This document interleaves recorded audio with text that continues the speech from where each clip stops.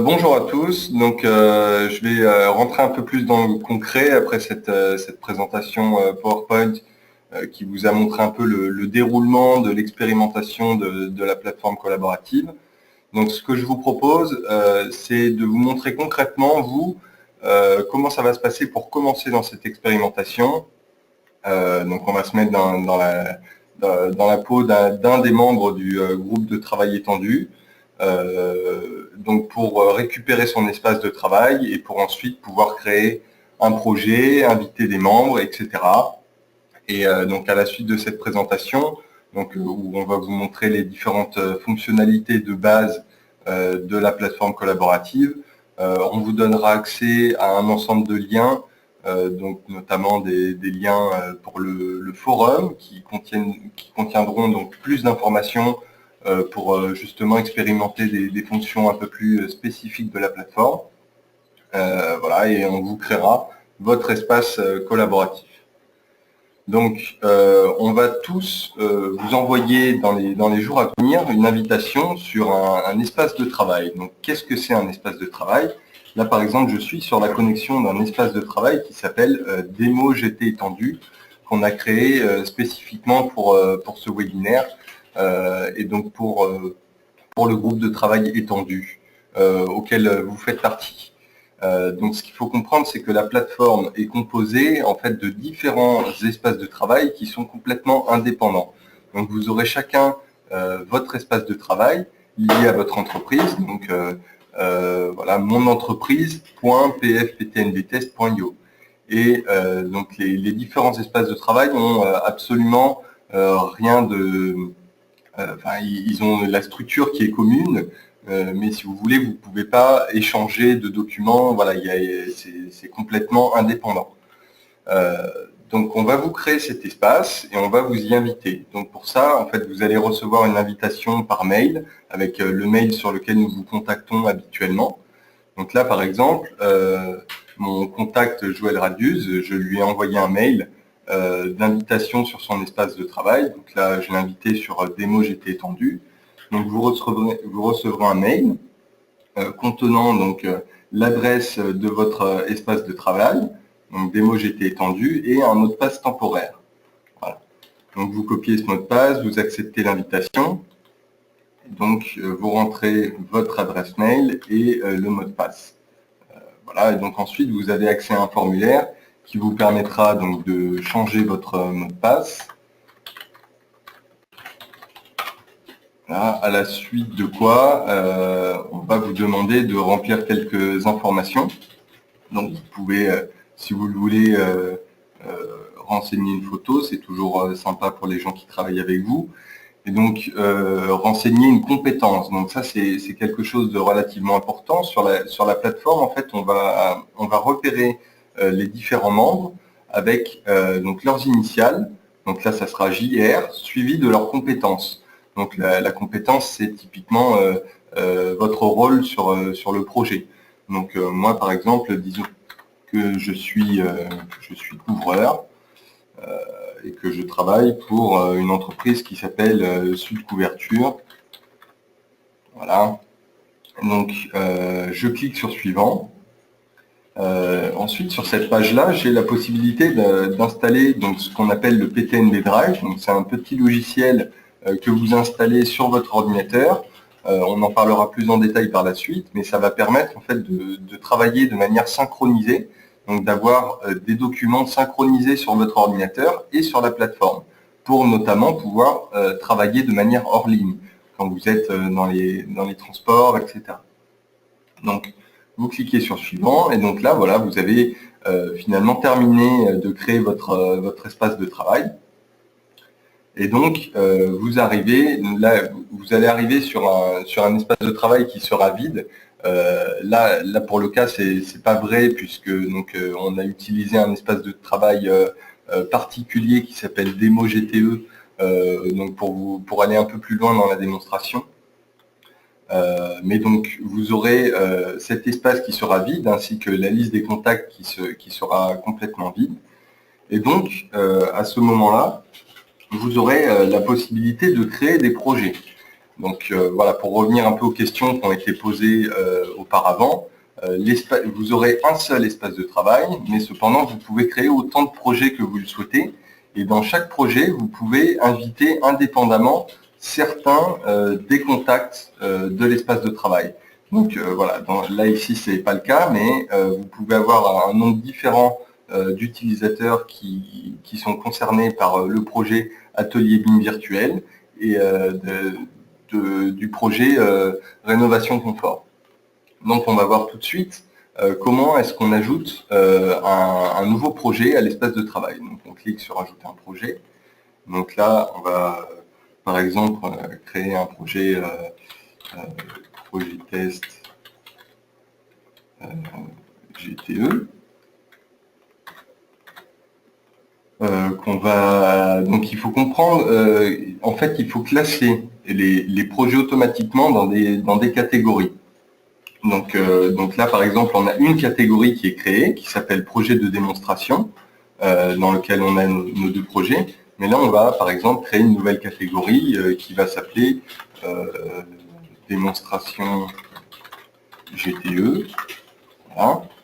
Et donc là, première spécificité, donc on va vous proposer de créer ce projet avec une préstructuration des dossiers, donc soit par ordre chronologique, donc c'est-à-dire en réutilisant la structuration un peu habituelle des projets en type loi MOP.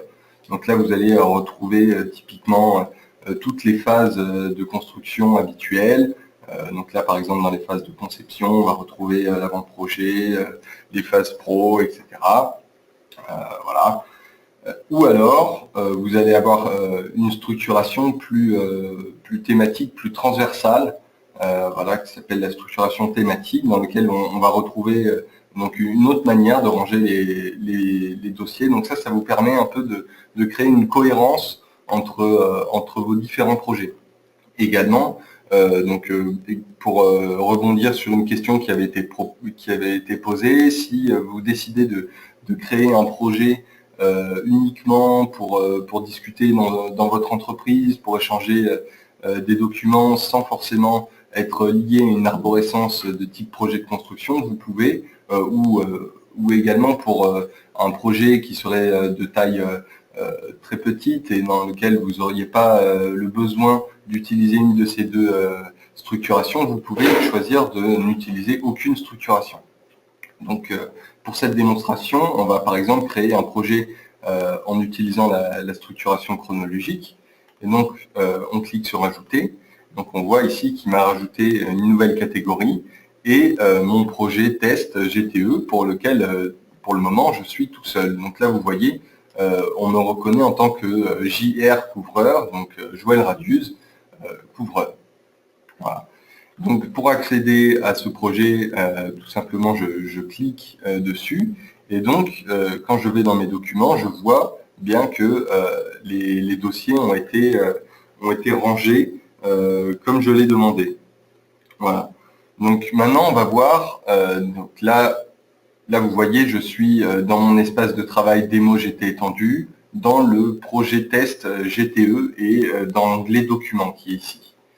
Mais voilà, pour avoir une vue globale de tous les projets, vous avez donc ici accès à la page de synthèse, donc c'est la page sur laquelle vous arrivez dès la connexion sur votre espace de travail.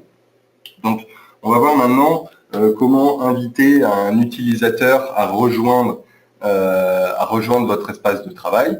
Donc comme je vous l'ai dit, initialement vous serez seul, ici vous aurez uniquement votre nom dans la liste des contacts de votre espace de travail. Et donc, il suffira d'inviter vos contacts sur vos différents projets en appuyant sur créer un utilisateur. Et donc là, par exemple, on va créer un Louis Dupont. Voilà. Donc, vous rentrez son adresse mail.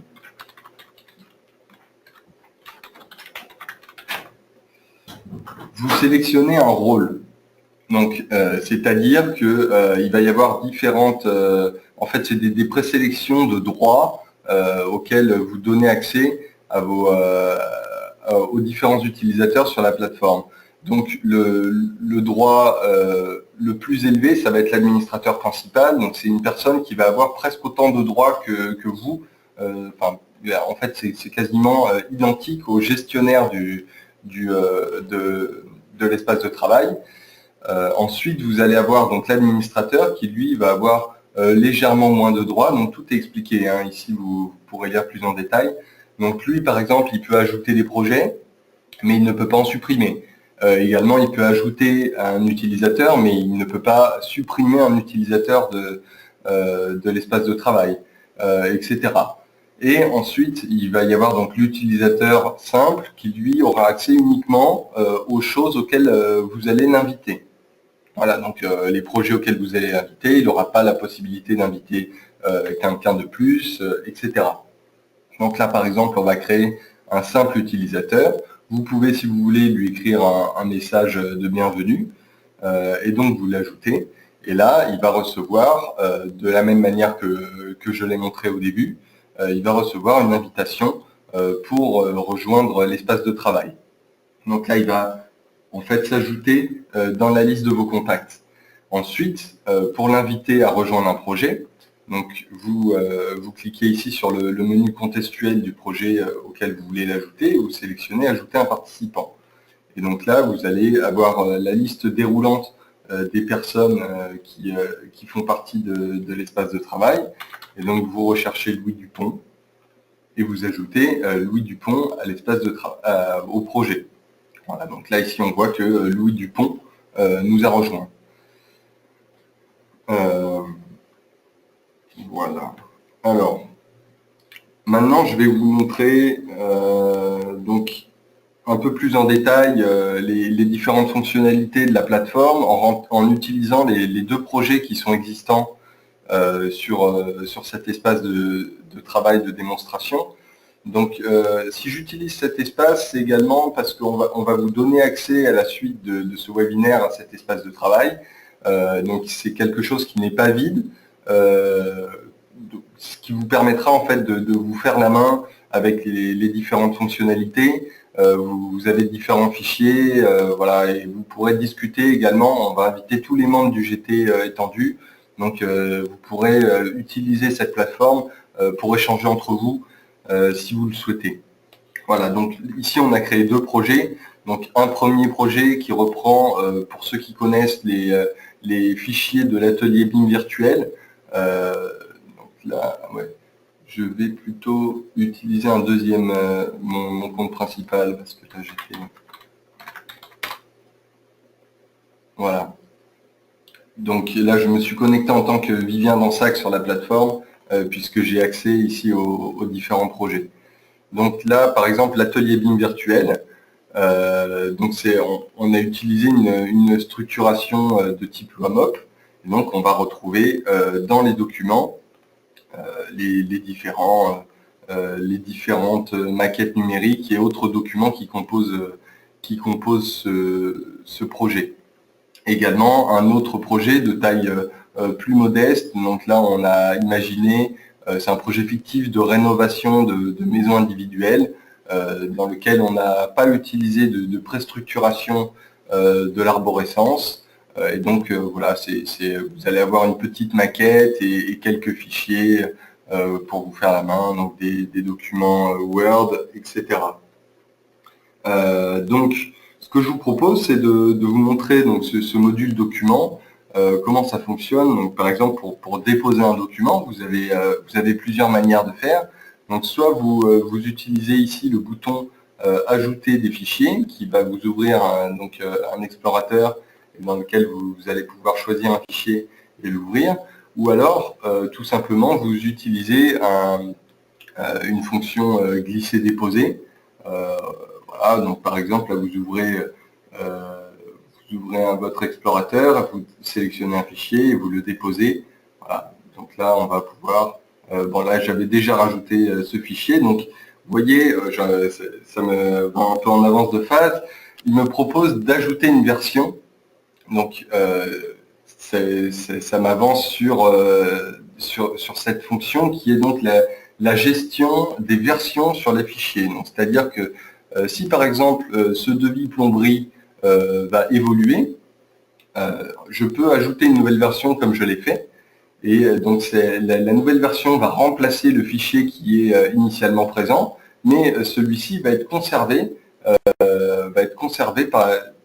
dans la suite. Donc on pourra par exemple restaurer pour pouvoir utiliser une version antérieure. Voilà. Donc sur chaque fichier, vous allez avoir différentes fonctions. Donc tout d'abord, pour certains, donc par exemple pour les images, vous allez avoir un aperçu. Vous allez avoir donc les fonctions de version dont on vient de parler. Vous allez avoir la possibilité donc de commenter un fichier, mais également vous allez avoir donc la possibilité de demander une validation. Donc pour demander une validation, c'est très simple. Il suffit de rentrer donc une date, une personne à qui vous demandez la validation d'un document. Et donc cette personne va recevoir, ici vous voyez, là j'ai un petit 1 qui clignote, et donc va recevoir une demande de validation que vous aurez à valider. Donc là par exemple, on m'a demandé de valider ce document, et je clique sur valider, je peux écrire un message, ok je valide, voilà. Voilà pour les demandes de validation. Et donc également sur chaque fichier, vous allez avoir un historique de toutes les actions qui ont été faites sur le fichier. Voilà. Donc là, par exemple, vous voyez que ce fichier a une version actuelle, mais qu'il y a eu 2 versions précédentes que je peux, si je veux, restaurer. Également, vous allez avoir la possibilité de créer des liens de partage vers un fichier spécifique, ce qui va permettre de partager le fichier à une personne qui ne fait pas partie, qui n'est pas invitée ni sur l'espace de travail, ni sur le projet.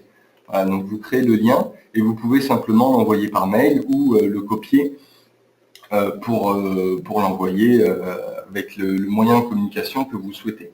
Si vous souhaitez désactiver le lien de partage, il suffit de cliquer sur désactiver le lien de partage. Également, donc une fonction qui a été intégrée dans cette plateforme, c'est la notion de tag. Donc vous pouvez taguer à peu près tout et n'importe quoi sur la plateforme, à commencer par les documents. Donc le tag, par exemple ici, en fait ça va rajouter une sorte d'étiquette sur un document. Donc si ici, donc sur mon fichier projet cvc.ifc, j'ajoute un tag maquette, voilà, ici vous voyez que j'ai ajouté le tag maquette, ça va nous permettre rapidement, avec la fonction de recherche qui se situe dans le bandeau supérieur, donc ici vous pouvez chercher comme vous avez l'habitude de le faire avec des mots-clés, ou alors en utilisant des tags. Donc quand je vais rechercher maquette, il me reconnaît le tag automatiquement maquette, et il me propose donc tous les documents qui sont tous les documents, les tâches, les événements et les réunions qui sont tagués avec ce même tag. Voilà. Également, vous pouvez taguer des utilisateurs, ce qui va vous permettre de créer des sortes de groupes, en fait, d'ajouter des étiquettes sur des utilisateurs pour pouvoir plus facilement les retrouver. Voilà. Ensuite, donc vous allez avoir des fonctions plus techniques sur certains types de fichiers, donc notamment sur les fichiers IFC, qui sont des maquettes numériques au format ouvert initié par Building Smart. Et donc voilà, donc là quand vous utilisez le menu contextuel, vous allez avoir par exemple la notion de vérification de la maquette. Donc là, en fait, c'est une fonction qu'on propose qui va en fait confronter la maquette IFC par rapport à un jeu de règles prédéfini. Donc vous pourrez lire davantage d'explications sur le forum, notamment donc pour la description des différentes règles qui sont utilisées. Et donc on vous laissera l'utiliser et on espère que vous pourrez nous faire des retours, notamment sur cette fonction. Donc ensuite, également, ça c'était une question qui a été posée à la suite de la présentation de Rémi. Donc comment gérer les droits dans les différents projets et les différents dossiers. Donc, ici, vous voyez que vous avez accès à différents modules. Donc là, je vous ai présenté brièvement le module de documents, mais on verra ensuite les modules de tâches, d'agenda et de réunion. Et donc, vous pouvez utiliser la fonction « Éditer les droits » ici pour gérer rapidement l'accès de chaque membre d'un projet à un module spécifique. Donc là, par exemple, si j'ai envie de donner à Rémi seulement le droit d'accès aux documents en lecture, donc c'est-à-dire qu'il ne pourra pas ni déposer de documents, ni les supprimer, mais il pourra donc uniquement les lire et les récupérer. Voilà, je choisis lecture seule. Également, pareil, je peux gérer à souhait tous les accès aux différents modules de la plateforme pour un projet spécifique.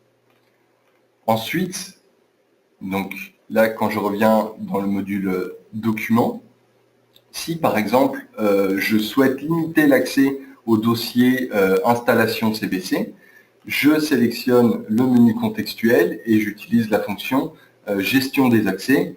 Et là, je peux donc désélectionner les personnes avec qui je n'ai pas envie de partager ce dossier. Également, au même titre que je vous ai montré tout à l'heure, la fonction de partage de documents avec un simple lien URL, vous pouvez échanger un dossier complet avec, voilà, donc en utilisant la fonction partager, vous pouvez échanger un dossier complet et par exemple autoriser l'upload dans ce dossier et vous pouvez choisir ou non de partager également les sous-dossiers qui sont à l'intérieur de celui-ci. Et donc vous pouvez crypter ce dossier avec un mot de passe et ensuite envoyer par mail donc l'accès à ce lien, ce qui va vous permettre de créer une sorte de dossier de partage avec des personnes qui ne font pas forcément partie du projet. Voilà, donc ça peut être très intéressant pour demander des rendus à une personne avec qui vous travaillez très ponctuellement, par exemple. Voilà, et ensuite, hop, vous désactivez le lien de partage. Donc, vous avez vu, quand on partage un dossier, automatiquement, on va avoir une petite chaîne qui va s'afficher ici pour indiquer que le dossier est partagé. Tant qu'on est encore dans les documents, je vais vous parler plus en détail donc de l'application PTNB Drive que j'ai évoqué tout à l'heure, donc qui va vous permettre de travailler de manière synchronisée avec vos documents sur votre ordinateur. Donc, si vous n'avez pas téléchargé cette application pendant le tutoriel de démarrage, vous pouvez la récupérer donc via le menu application au bas de la page et donc en téléchargeant la version Mac ou PC du PTNB Drive.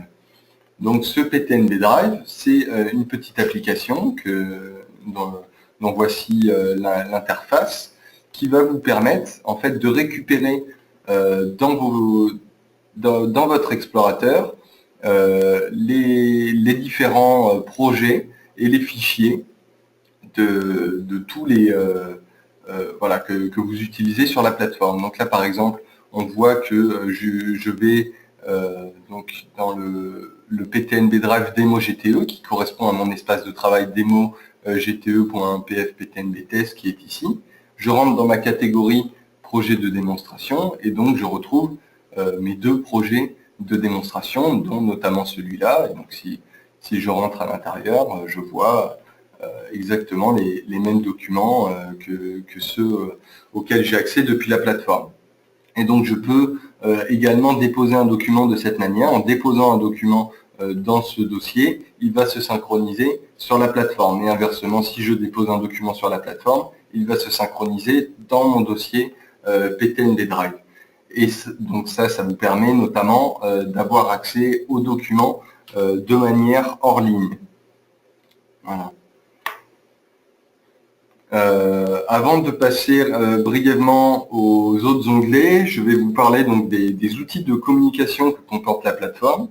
Donc l'ensemble des outils de communication sont réunis sous ce bouton central. Donc vous allez avoir accès à un chat Donc quand vous cliquez, ça va vous ouvrir une nouvelle fenêtre. Et donc vous allez par exemple pouvoir discuter avec une personne. Voilà, donc là Rémi me parle. Bonjour Vivien. Bonjour. Bonjour Rémi. Donc c'est une conversation instantanée comme vous en connaissez sûrement déjà.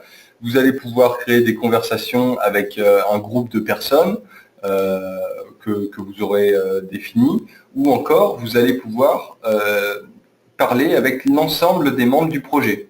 Donc en utilisant ce qui s'appelle le channel. C'est un fil de discussion. Donc, par exemple pour le projet rénovation, voilà.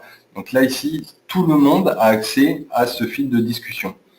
Ce fil de discussion est également disponible donc via un onglet spécifique qui est le channel ici, le premier onglet. Voilà, donc c'est le fil d'actualité du projet. Et donc vous pouvez utiliser cet onglet pour échanger de manière assez informelle des documents, pouvoir envoyer des liens, etc. Voilà.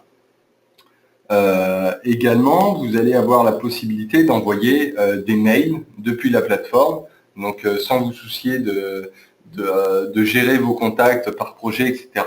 En fait, là, vous avez accès à tous les destinataires qui font partie du projet, donc vous les sélectionnez rapidement, vous écrivez votre message et automatiquement, ces personnes vont recevoir un mail dans leur boîte mail habituelle. Et vous pouvez décider de recevoir une copie du mail que vous envoyez. Et enfin, last but not least, vous avez accès donc à un système de visioconférence, enfin de conférence audio et vidéo, donc qui fonctionne très très bien. C'est très fluide. Vous pouvez faire des visioconférences jusqu'à 4 personnes. Voilà, c'est un outil très simple mais très efficace. Voilà, et donc évidemment en même temps vous allez avoir les fonctions de chat, de partage d'écran, etc., etc. Voilà. Donc ensuite, je vais vous montrer les autres onglets. Donc par exemple, l'onglet tâches. La plateforme permet en fait de créer des tâches et de les assigner à une personne. Donc ça va permettre de demander un service ou par exemple un document à une personne. Donc là, par exemple, donc les tâches sont organisées par liste. Naturellement, il y a 3 listes initialement qui sont disponibles, qui sont maintenant, après et plus tard. Vous pouvez bien évidemment changer cette disposition et définir les listes comme vous le souhaitez. Mais voilà, une tâche fait automatiquement partie d'une liste. Donc là, par exemple, dans la liste maintenant, on va demander de créer une tâche envoyer devis de travaux. Voilà, et donc vous ajoutez la tâche, vous la sélectionnez et vous avez donc un bandeau qui sort sur votre droite qui vous permet d'éditer la tâche et donc d'ajouter un responsable. Donc on va ajouter, bon, là j'ai pas forcément d'exemple, mais voilà, vous ajoutez une personne, voilà, vous ajoutez une personne à cette tâche, vous ajoutez une échéance, une durée, vous pouvez, si vous le voulez, taguer la tâche comme on l'a vu tout à l'heure. Vous pouvez, si vous voulez, détailler des sous-tâches. Voilà, vous pouvez, donc les sous-tâches correspondent en fait à des cases à cocher que la personne pourra cocher si elle a fini cette sous-tâche. Et donc vous avez la possibilité d'ajouter des pièces jointes à une tâche. Donc c'est vraiment, en fait, l'idée c'est de lier toutes les informations qui sont liées à une demande spécifique sur une seule et même interface. Donc là, par exemple, pour lier des pièces jointes, vous allez avoir la possibilité d'aller chercher depuis votre ordinateur ou depuis des documents que vous auriez déposés dans l'onglet documents sur la plateforme. Également, donc un fil de discussion qui vous permet d'échanger à propos d'une tâche. Et ici encore, l'historique qui vous permet de suivre un peu toutes les actions qui ont été menées sur une même tâche. Voilà. Ensuite, donc là par exemple, pour finir de vous montrer cet exemple, on va mettre la fin de la tâche à aujourd'hui. Voilà. ce qui va me permettre de vous montrer l'agenda. Donc l'agenda réagit en fait comme un agenda électronique classique. Donc voilà, vous allez reconnaître facilement cet agenda. Vous allez voir donc les différentes tâches qui vont s'ajouter sur cette page, et vous allez pouvoir créer des événements supplémentaires. Voilà, donc en ajoutant simplement le nom, le lieu, et en rentrant une date et en invitant les participants du projet. Et également, donc vous allez pouvoir trier si vous souhaitez afficher uniquement vos tâches, les tâches des autres membres, etc. Vous pouvez vous abonner à cet agenda, c'est-à-dire que vous pouvez donc voilà, récupérer les données de cet agenda sur vos outils habituels, donc par exemple sur Outlook. Et vous pouvez ici encore créer des liens pour échanger rapidement votre agenda avec une personne. Et donc ensuite, vous allez avoir un outil de réunion qui vous permet de poser en fait une réunion avec les différents membres de votre projet. Ça réagit un peu comme un doodle, donc vous pouvez proposer plusieurs créneaux et les personnes sélectionnent le créneau sur lequel elles sont disponibles. À la suite de quoi vous sélectionnez le créneau qui correspond le mieux à vos attentes. Et donc une fois ce créneau sélectionné, il va apparaître encore une fois dans l'agenda. Voilà. Et ensuite, donc vous allez avoir le dernier onglet qui est un fil d'activité, donc qui retrace toutes les actions qui ont été menées sur ce projet par les différents membres. Voilà.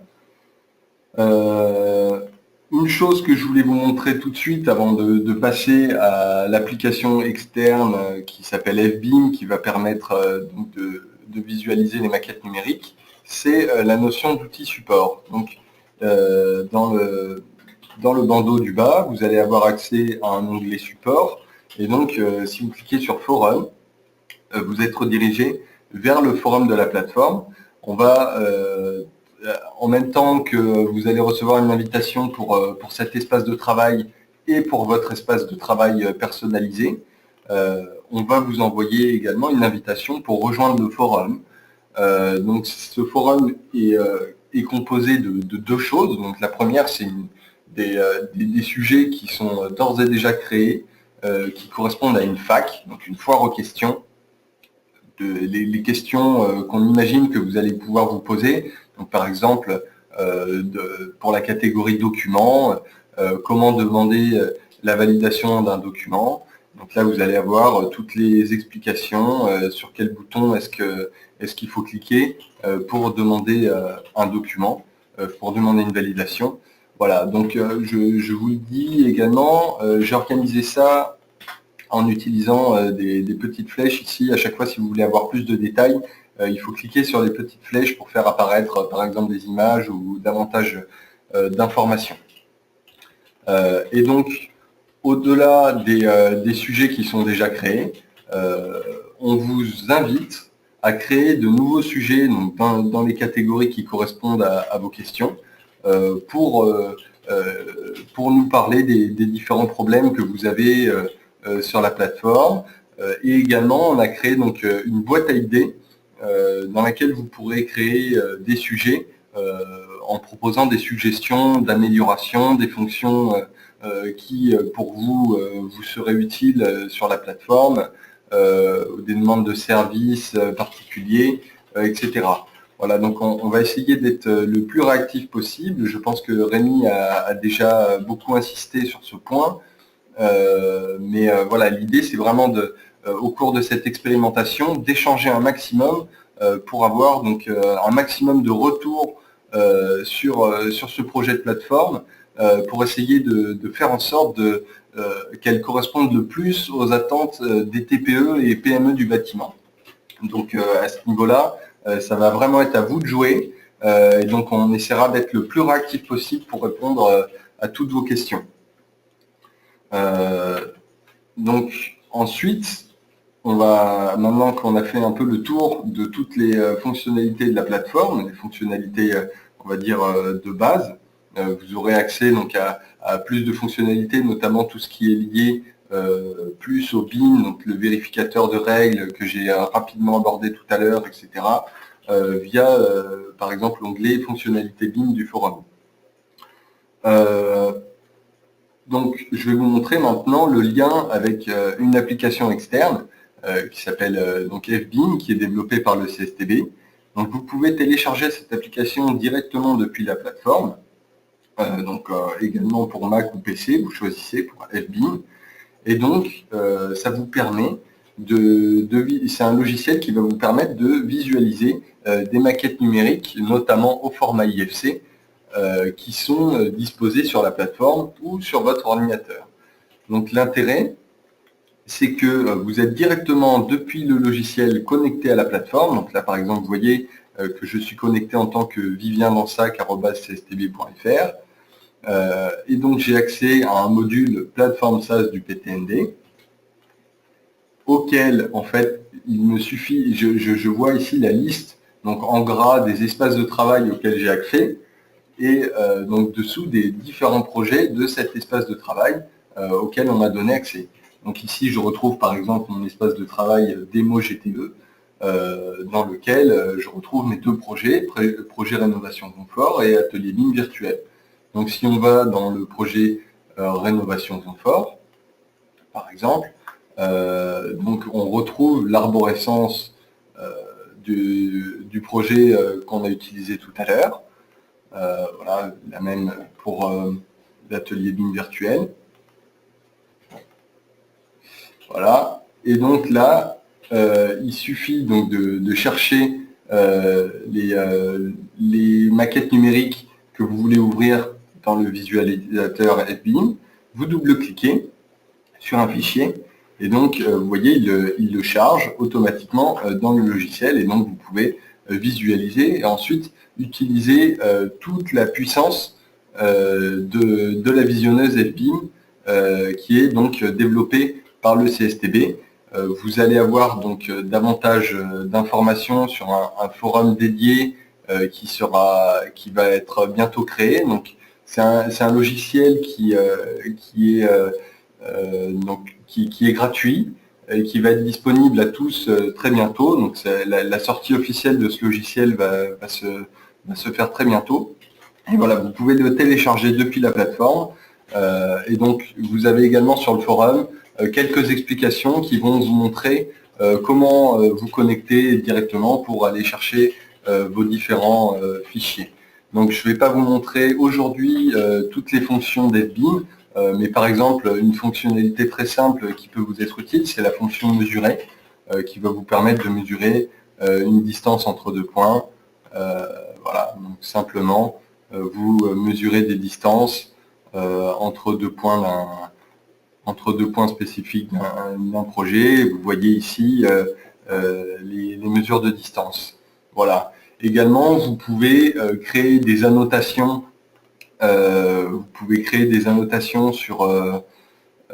Sur votre document, ce qui va, je vais fermer pour que vous y voyez plus clair. Voilà. Donc, ce qui est très intéressant, c'est que ces annotations sont synchronisées sur un serveur en lien avec la plateforme. Donc, c'est-à-dire que si deux personnes ont le même fichier ouvert dans FBIM, elles vont pouvoir échanger directement, créer des annotations. Voilà, donc là, par exemple, je vais faire une annotation toit. Voilà. Donc, elles vont pouvoir créer une annotation sur le document. Donc, vous voyez ici la boule jaune qui est apparue, et pouvoir commenter en temps réel. Donc, je pense que ce n'est pas...